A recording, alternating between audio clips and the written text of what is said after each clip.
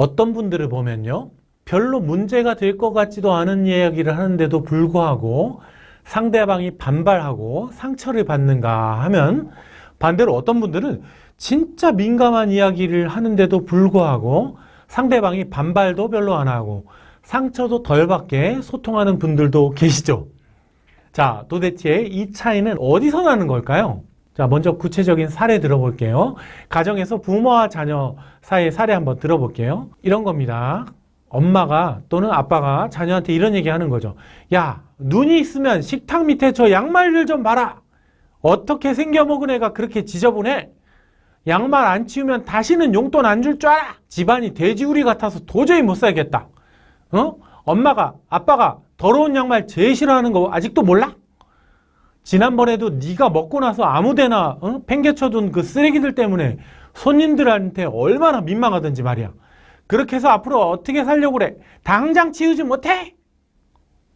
자, 들어보니까 여러분이 이 집의 자녀라고 생각해도, 그리고 설사 잘못을 했다 치더라도 좀 기분이 나쁘죠? 왜 기분이 나쁠까요? 이 대화가 주로 판단과 비난 위주로 진행이 되었기 때문입니다. 한번 하나하나 분석 좀 해볼게요. 어떻게 생겨먹은 애가 맨날 그렇게 지저분해? 이러면서 우리 아이에 대해 비난을 했죠. 이거 집안이 이건 돼지우리 같아서 도저히 못 살겠다. 또 자신의 비난을 정당화하고 강화하기 위해서 과거의 일들도 다 끌어다 썼습니다. 지난번에도 네가 먹고 나서 아무데나 팽개쳐둔 휴지 때문에 얼마나 민망하든지 이렇게 얘기한 거 과거의 거 끌어다 썼죠. 협박조죠.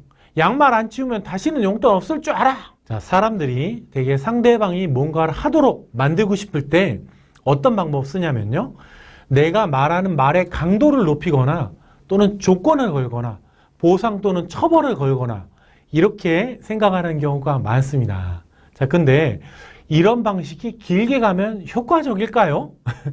그렇지만은 않습니다.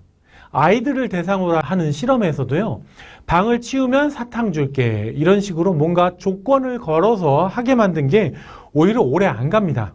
왜냐고요? 자, 이건요, 그 행동에 보상 또는 처벌이란 조건을 걸어둔 거잖아요. 그러니까 언제든지 그 조건이 사라지면 원래대로 돌아갑니다. 행동 안 합니다. 더 나쁜 건요, 강하게 밀어붙인 거나 좀 기분 나쁘게 만들어서 이렇게 하는 거예요. 이러면 반발심이 생기겠죠. 그러면요, 그 행동할 때에도 기분 나쁜 상태로 그 행동합니다. 그러면요, 그 행동과 나쁜 기분 나쁜 감정이 연결이 돼요. 이게 몇 번 지속되면요, 나중에는 그 행동 자체를 싫어합니다. 이게 아이들만 그러겠어요? 아닙니다. 성인도 똑같습니다. 자, 그러면요, 어떻게 하면 좋을까요? 자, 이 똑같은 상황에서 똑같은 의도를 가지고 이렇게 바꾼다면 어떨까요? 한번 여러분들 자녀 입장이라고 생각하고 들어보세요. 식탁 밑에 양말이 있네. 야, 저거 보니까 조금 나는 불편하다. 좀 집중이 쉽지가 않거든. 얘야, 나는 좀 더 정돈된 공간에서 살고 싶다. 자, 그래서 부탁인데 양말 좀 세탁기에 넣어주지 않을래? 그럼 내가 훨씬 더 편해질 것 같아. 자, 어떠세요? 여러분이 자녀라면 최소한 아까보다는 좀 더 받아들이기가 쉽죠? 예. 자, 그러면 이 둘의 차이가 뭘까요? 자, 지금부터 한번 분석해 볼게요. 자, 첫 번째, 판단을 하지 않고요, 내가 보고 관찰한 걸 그대로 말했습니다. 식탁 밑에 양말이 있네? 이런 식으로. 물론 이 말에도 감정을 실어서 말하면 달라질 수 있습니다. 식탁 밑에 양말이 있네? 이런 식으로 하면 달라지겠죠. 하지만 이러지 않고 그냥 담백한 게 내 눈에 보인 거, 관찰된 것만 말한다면 이런 말에 반박하기는 어렵겠죠? 그냥 있는 그대로 보이는 걸 말한 거니까요. 여기에 아니 무슨 애가 그렇게 지저분하니 뭐 판단 자체가 들어가 있지 않죠. 자, 두 번째, 상대방을 비난하지 않으면서도 내가 느낀 불편한 점을 구체적으로 표현했습니다. 아, 저걸 보니까 나는 좀 마음이 불편하고 집중이 좀 안 되네. 이렇게 했죠? 자, 이런 말도 상대방 입장에서 반박하기가 쉽지가 않겠죠? 왜? 내가 느낀 것만 표현한 거니까요. 아니, 상대방이 그렇게 느꼈다는데 뭐라고 반박할 거예요? 쉽지 않죠. 아이, 뭐 돼지우리 같다는 이렇게 상대방을 비난하지 않고 나한테 느껴진 그 느낌만 진짜 간결하게 표현한 겁니다. 세 번째, 나한테 뭐가 필요하다는 걸 말했습니다. 나는 좀 더 정돈된 공간에서 살고 싶다. 이런 말에도 반박하기 어렵죠? 아니, 좀 더 정리된, 정돈된 공간에서 살고 싶다는 걸 누가 반박합니까? 일부 특이한 성향의 사람 말고는 대부분 정리된 공간에서 살고 싶어 하잖아요. 이걸 바꿔서 엄마가 더러운 양말 제일 싫어하는 거 아직도 몰라? 이런 식으로 표현하면요. 자기중심적으로 나한테 맞춰. 이런 느낌이 나죠. 반발할 수 있습니다. 자, 근데 나는 좀 더 정돈된 공간에서 살고 싶다. 이러면 반박하기가 쉽지 않죠? 자, 네 번째. 협박이 아니라요. 구체적으로 부탁했습니다. 자, 부탁인데 양말을 세탁기에 좀 넣어줄래? 이렇게 부탁한 거죠. 여러분이라면 이 부탁에 거절하기가 쉬울까요? 생각보다 쉽지가 않습니다.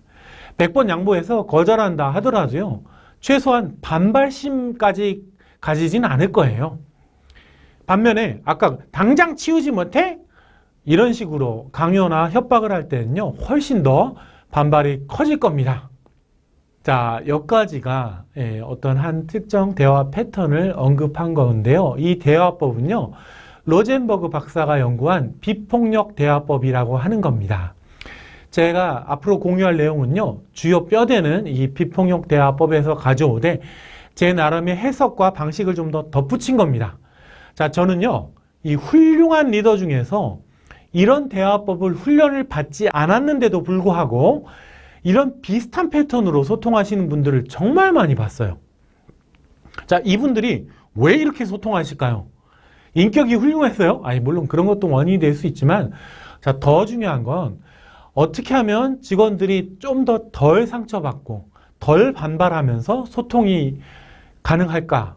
이런 걸 생각하고 고민하고 이러면서 소통을 하셨기 때문에 시간이 지나면서 자연스럽게 이 비슷한 지점으로 수렴한 거 아닐까라고 생각을 합니다.